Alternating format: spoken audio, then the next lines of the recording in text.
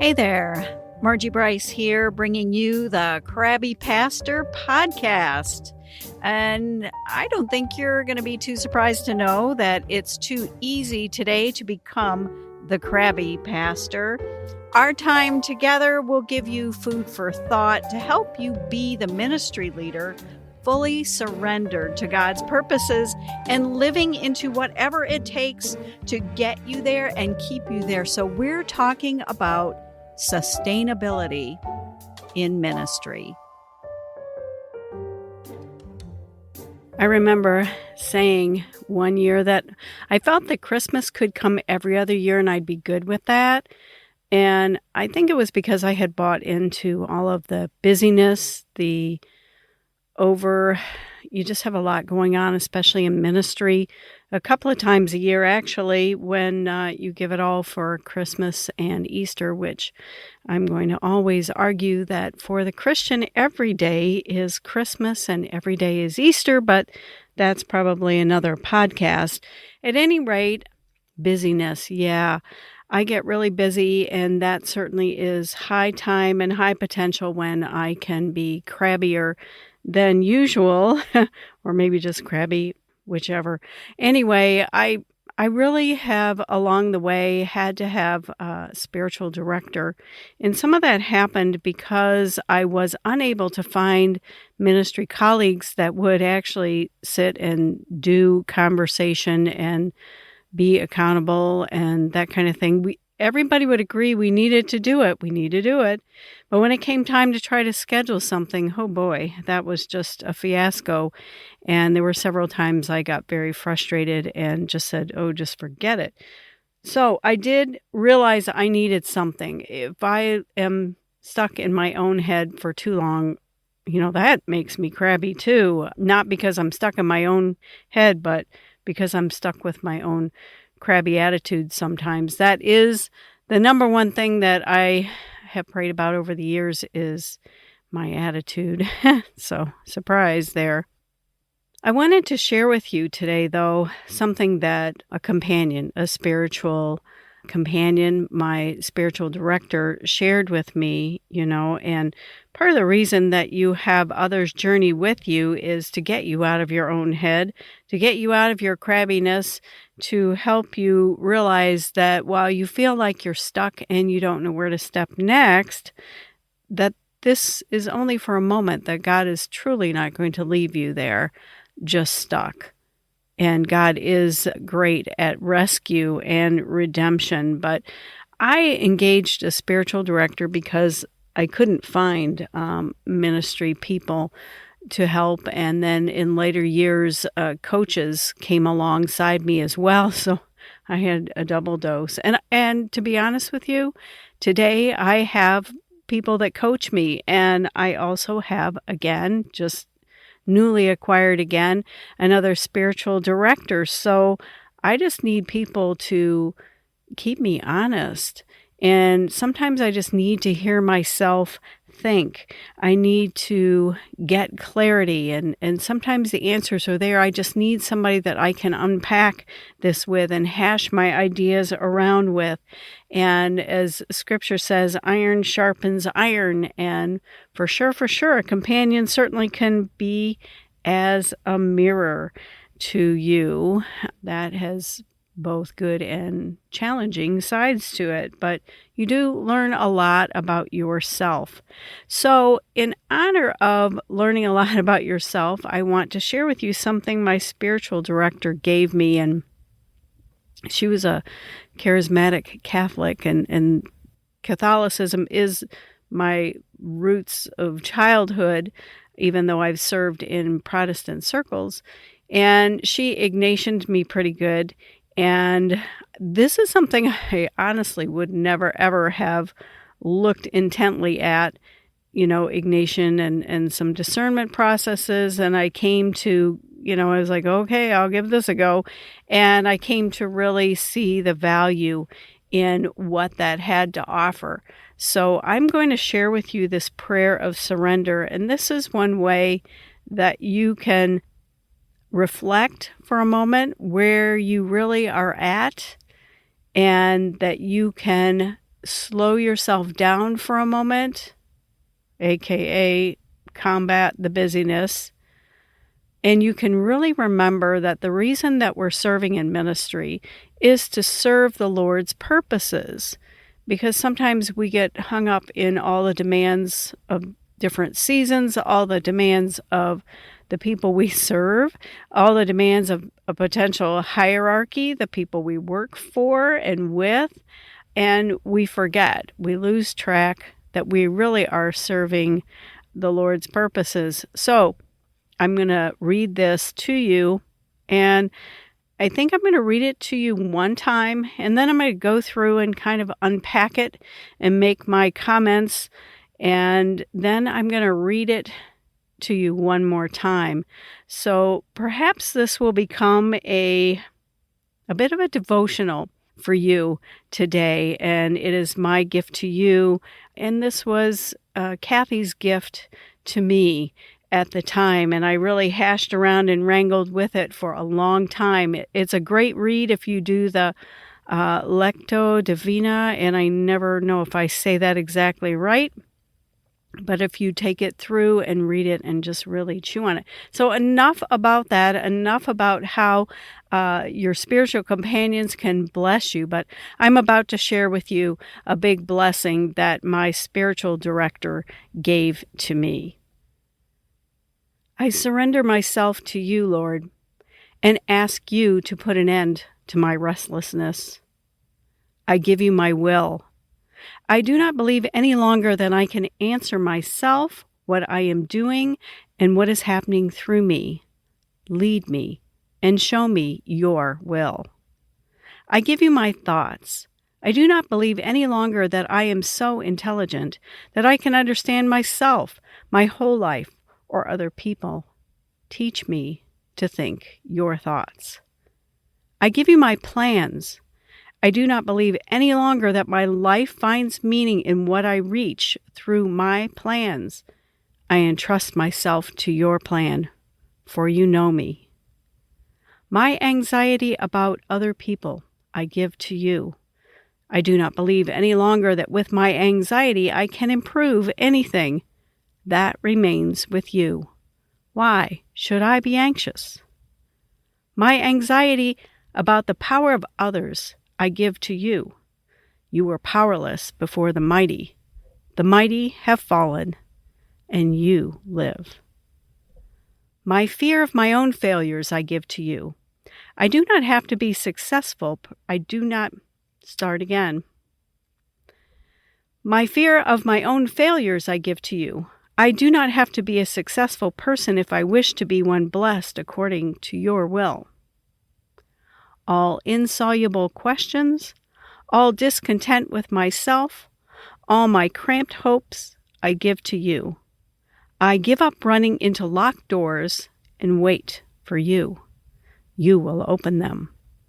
I give you myself. I belong to you, Lord. You have me in your hand.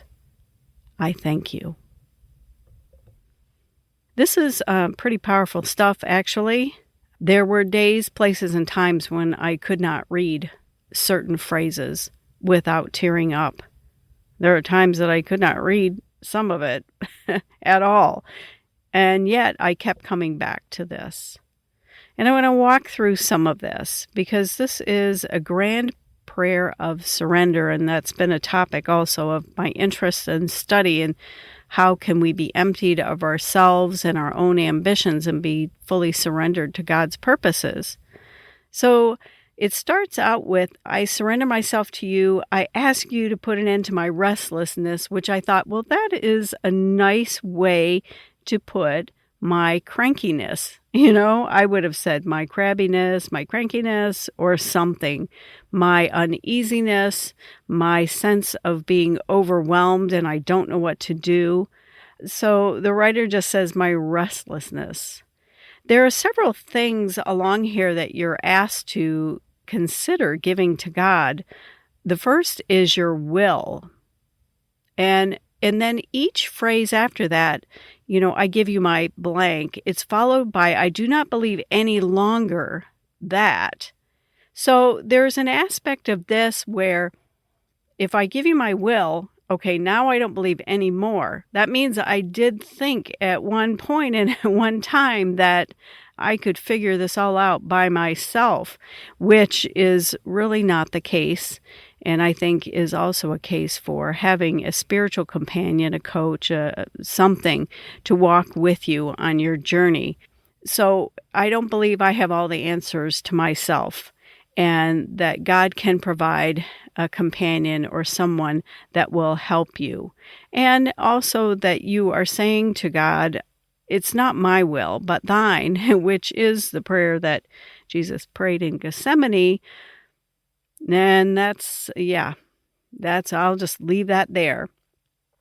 The next arena is, I will give you my thoughts. Well, okay, if you have a busy brain like mine, it just does not ever stop. It rarely shuts down, and that's probably not a good thing. And there are days, places, and times where I just have to stop, just stop. And okay, maybe at one point I believed that I was so intelligent that I could figure it out. I have to say, continuing in education and in educational processes have led me to understand that the more I know I don't know. So I can't figure it all out. He says in this, I do not believe any longer I'm so intelligent that I can figure out myself. And certainly not other people. I have enough trouble figuring out myself, but not other people. And then there is the plea, teach me to think your thoughts. The next area besides will, thoughts, are plans. Now, I am a planner. I am definitely a planner. And I tend to think everything's got to be planned out. I'm getting better at that. But then whose plan really rules? Whose agenda are you on? Are you on your own? Or are you on the Lord's? Hey, I would love to hear what makes you crabby, or what might make you crabby on just the right day, Or maybe you know what makes your friend in ministry crabby. You could send that along too. Send it to Margie at margiebryce.com. That's Margie at margiebryce.com, and that may indeed be fodder for our next session together. The next section goes into a discussion about anxiety, and gee whiz, who would have thought in ancient times they had anxiety? But anxiety is the number one issue of the day. I live in Oxford, Michigan, and anxiety's been really high around here lately, for sure. So anxiety about other people or anxiety about the power of others over you. Now, there have been times where I have just stopped, especially when you are in a ministry structure where there are other people that have control over what you might or might not be able to do. And I think about that, and I always have looked at, but they won't let me, you could just hear the anxiety reverberate, or I could feel it reverberate in my heart and in my soul. But here is the place about anxiety. Now, when you think about the Prince of Peace, why should we be anxious? Because what happens is we misunderstand in that moment that God really is in control. In this prayer, it says, I don't think any longer, meaning I used to think that with my anxiety, I might make things better, and it really doesn't work that way. And I think we know that. We really know these things. This is nothing new, but putting them into practice some days is a challenge. The passage here about my anxiety about the power of others I give to you, and then the image of Jesus being powerless before the mighty was really a strong picture for me, because you think about Jesus who voluntarily did this mission. I will go and do this. I will go and take care of this. And, Jesus really didn't get anything personally out of it. He did it as a sacrificial gift so that we could be in relationship with God again. And you think about that. And you think how Jesus accomplished that was not necessarily being in control of everything, even though the situation was in control by God the Father. So anxiety, this whole section about anxiety is amazingly powerful. Here's a big one. My fear of my own failures I give to you. Oh boy. I do not have to be a successful person if I wish to be one blessed according to your will. Gee, a lot of ministry leaders, a lot of people in nonprofits, we're not earning the big bucks, that's for sure. I left some consulting business and I was serving in healthcare, I mean, that was pretty lucrative. And when I left that, I had no misgivings about doing that, but I knew that I wasn't on the big buck plan here, that it was a matter of there were bigger issues for me and God had called me and that's what I was going to do. But, how blessed am I is beside the point. And how we view success and failure is the point. And how God views success is really the point. This next little passage here says, all insoluble questions. That means all the questions that I have that are incapable of being solved, at least in my finite mind anyway. All discontent I have with myself. Well, I could write a long list here, a really, really, really long list. All my cramped hopes, those things that I hoped would happen and never came to pass, all of those things. Those three things alone, that could keep you, up at night for sure, or at least consume a lot of your active thinking processes in your brain. But all of those things I'm going to give to God. And I'm going to give up running into locked doors and wait for you. And I got to be really honest with you on this one. I was the person who was chronically banging my head on a locked door, and then I didn't understand why I had a headache, for heaven's sakes. And waiting for God to open those doors for us.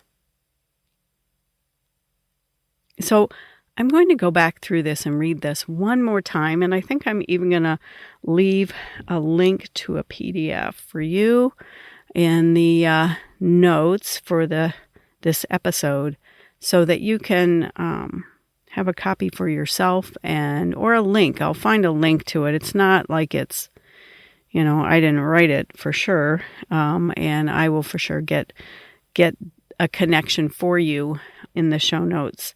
But let me read this through one more time for you, and that will be the end of our time together. So take a moment and quiet yourself, and let me read this over you today.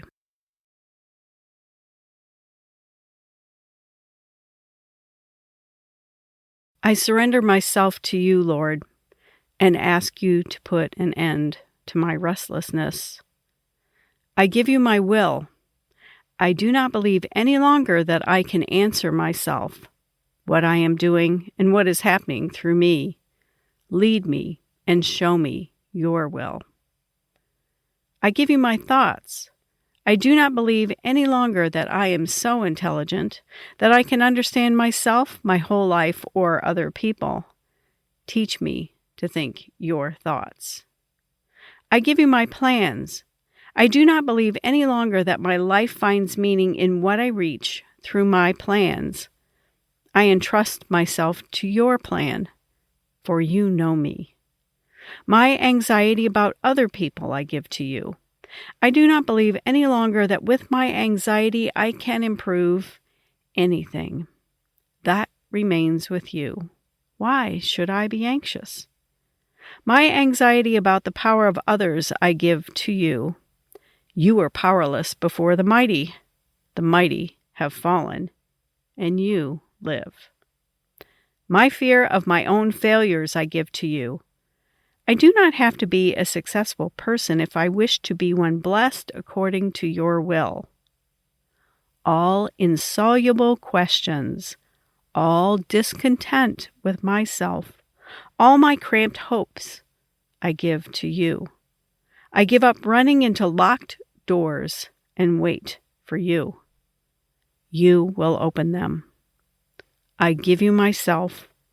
I belong to you, Lord. You have me in your hand, and I thank you. Hey, thanks for listening.